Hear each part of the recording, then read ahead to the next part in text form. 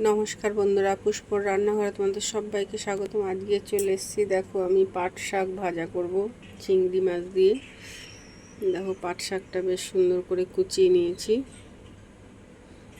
এখানে নিয়ে নিয়েছি কাঁচা লঙ্কা 4-5টা,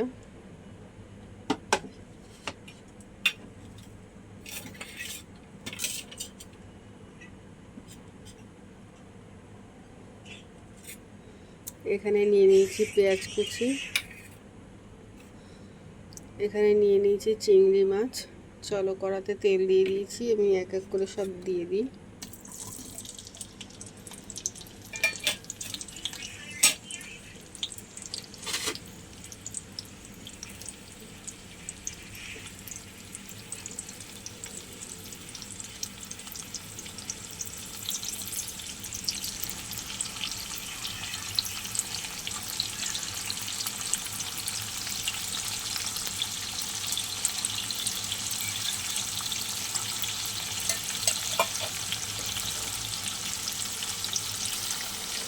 চলো দেখো লবণ দিয়ে দিয়েছি, হলুদ দিয়ে দিয়েছি।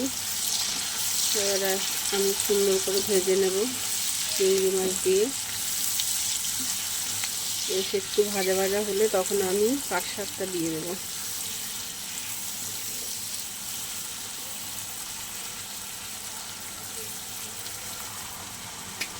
দেখো বন্ধুরা, পাট শাকটাও আমি দিয়ে দিয়েছি। চলো একটু নাড়া দিয়ে ঢাকা দিয়ে দিই। দেখো বন্ধুরা, আমার পাট শাকটা কেমন হয়েছে অবশ্যই কিন্তু জানাবে। তোমাদের যদি ভালো লেগে থাকে পাট শাক ভাজা, অবশ্যই কিন্তু কমেন্ট করে জানাবে।